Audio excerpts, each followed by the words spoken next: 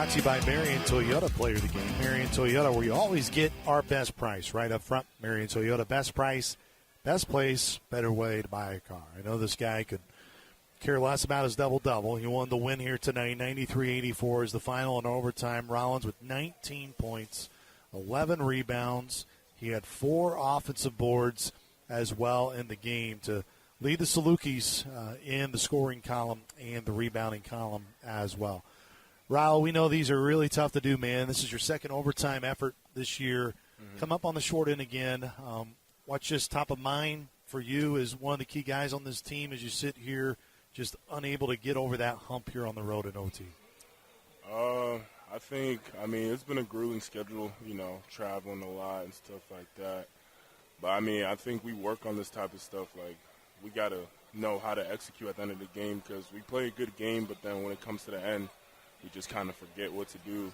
And I just feel like we need to execute and work on executing more and not give up, like, when it goes to overtime or anything like that. This was a really good game, Rollins, and it was really back and forth between the teams. Richmond, they have, I think, 3 different times they got up by 7 in the first half. Yeah. But in the last 5 minutes of the first half and the first 5 minutes of the second half, you guys really dominated that stretch. What did you guys do well in that 10-minute period? We were just communicating more, especially on defense. We were running 5, so we were switching everything.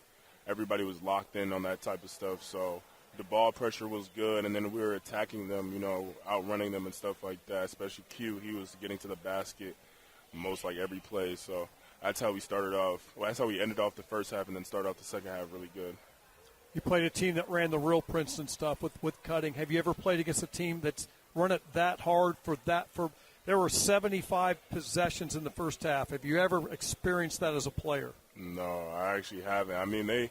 Credits to them. They ran a good offense. They were getting us, like, if the big man had it, he would keep it sometimes because we think they're cutting and stuff like that. I think generally we played the back cuts pretty good, but, sometimes, it's going to happen once or twice, so I think that's what happened. But, no, they definitely had a good offense and stuff like that. You guys turned them over in the first half, and then you couldn't seem to turn them over in the second half, but on the flip side, they really got it to you guys. What was, in your mind, what were they speeding you up, or what were they doing to create those turnovers in the second half? Well, I think when they got on their run, we kind of got shooken up a little bit. So then we started panicking and stuff like that, throwing turnovers that we usually don't do. And we've been a good basketball team, like holding the ball and stuff like that, not turning the ball over. But I think we just got sped up and stuff like that. Sped up was kind of the word that I was wondering if you're going to use. Yeah. Can you guys communicate that as a team when you feel like you're getting sped up? And again, it's not about walking the ball off the floor. Yeah. It's making longer passes, quicker passes, right? Think of one play in particular in the second half. Max Picard made a great play and got the steal, and he got in a hurry. But again, think about it. He's played more minutes so far this season than he's ever played in college before. Can you help guys? Now you're a veteran. Can you verbalize that to guys during the game? Yeah, I got one of the loudest voices on the team. A lot of people like to hear what I have to say. So I think, like when we get into those timeouts and stuff like that, just really honing in on, like, even if coach is yelling or anything like that, like, we're the ones who's playing the game, so we have to calm down a little bit. I think definitely got sped up. And then, like I said, like when they went on that run, we just kind of got spooked. And then, like, we're turning the ball over. Like, I turned the ball over right here. I got the steal. And then I turned it over, just like me just being sped up and stuff like that.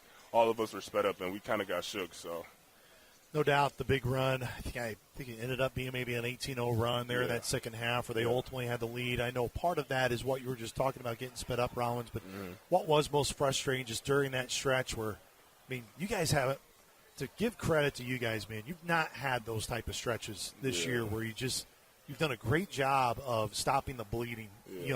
Those type of runs, that's not common for you guys. What maybe was just different tonight that's going to be a really sticking point for you guys as players? Well, like you said, like, that's new to us. Like, we never got like an 18-0 run, so I think we just weren't ready for that. And, a lot of talk and, everybody's like, oh, come on, let's go, that type of stuff. But, like, really, we just needed to be like, it's okay, like, because I think they got on like an 8-0 run, and then they got it to 1 point, and we still had the lead, but then, like, they just got momentum after that. So I just think, just being ready for all those type of things, because there's going to be definitely times this season where teams are going to go on runs. It's just how you respond to everything. We've had so many questions like this to you, Rollins, and we'll get you out of here on this note. Really appreciate the time. Yep. You can't compare years because every year is different. But you were here, now really a veteran on this team. Yeah. How much more prepared do you feel for the Valley grind now? Now, some of that because you do have a full year underneath your belt. Yeah.